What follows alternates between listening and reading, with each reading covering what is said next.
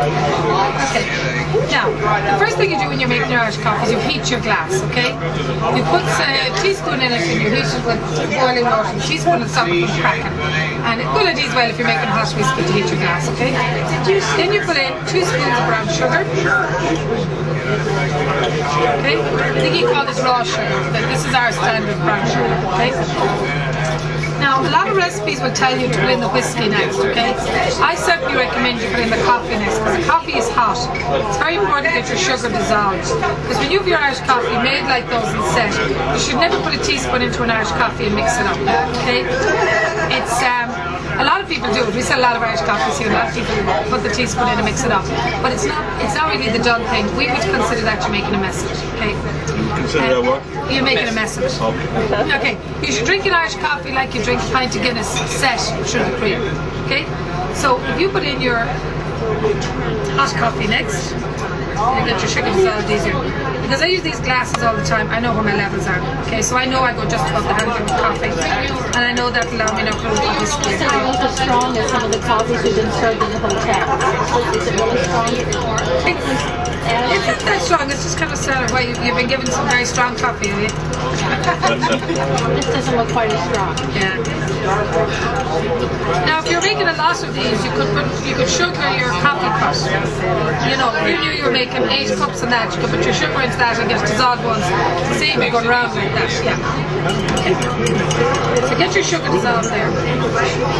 Now, this is the whiskey we use for all our Irish coffees on board, Jameson. Okay, but you could use any whiskey. You could use Jameson or Paddy.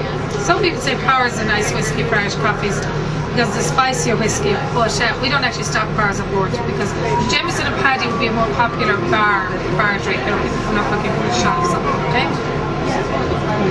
Now, you put in a shot of whiskey. Now, the Irish shot of whiskey is a little bit larger than your shot, okay? Yours is about an ounce, I think it's about an ounce and a half, okay? It's just a portion of a gill. So you put the shot, and you put all that in there. So it's a good shot of whiskey. Getting better. So give it a stir, then just so that you don't have all the whiskey in one place. Now, this is cream, okay? We just have one cream. You go in the shop and you buy cream and you whip it, okay? You whip it very lightly like this, okay? You don't sweeten it, you don't put sugar in it. But sugar in it makes it too heavy and it'll fall, okay? Now, if for any reason you didn't want to beat your cream, okay? If you want to leave it as whipping, as pouring cream, you can. But you must pour down the back of the spoon if you do, okay?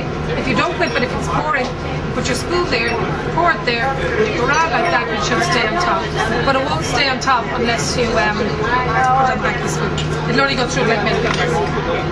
So I'm just going to put in a little less cream, because you want a little less cream, okay?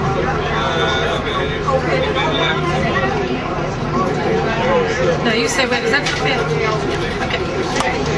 Normally you'd go in another spoon. Oh, yeah. Mom doesn't like that. See, she wanted all the whiskey, but just a little cream. Did you notice that? She didn't say, She didn't say to stop at the whiskey part. I did notice that. Did you? There's your Irish coffee. That's our brown sugar. Yeah, I think we got brown sugar. I think you call the raw sugar.